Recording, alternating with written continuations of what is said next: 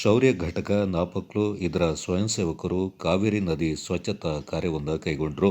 ಸಾರ್ವಜನಿಕ ಸೇವೆಯಲ್ಲಿ ಮುಂಚೂಣಿಯಲ್ಲಿರುವ ಸ್ಥಳೀಯ ಶೌರ್ಯ ಘಟಕದ ಸ್ವಯಂ ಸೇವಕರು ನಾಪಕ್ಲು ಸಮೀಪದ ಕಾವೇರಿ ನದಿಯ ಒಳಗೆ ಬಿದ್ದಿರುವ ಕಸ, ಪ್ಲಾಸ್ಟಿಕ್ ಚೀಲಗಳು, ಮರದ ದಿಂಡೆಗಳು ಸೇರಿದಂತೆ ಎಲ್ಲ ತ್ಯಾಜ್ಯ ವಸ್ತುಗಳನ್ನು ಹೆಕ್ಕಿ ಕಾವೇರಿ ನದಿಯ ಸ್ವಚ್ಛತೆಯನ್ನು ಮಾಡಿದರು. ಕಾರ್ಯಕ್ರಮದಲ್ಲಿ ಬಾಳೆಯಾಡ ದಿವ್ಯಾ ಮಂದಪ್ಪ, ಉಮಾಲಕ್ಷ್ಮಿ, ಚಂದ್ರಕಲಾ, ಶಂಕರ, ದಿಲೀಶ್, ಮಾಯಿಲಪ್ಪ, ಶರವಣ, ಆನಂದ, ರಶ್ಮಿ ಪಾಲ್ಗೊಂಡಿದ್ದರು. Kodagu channel news, Duggala Sadananda, Napoklu.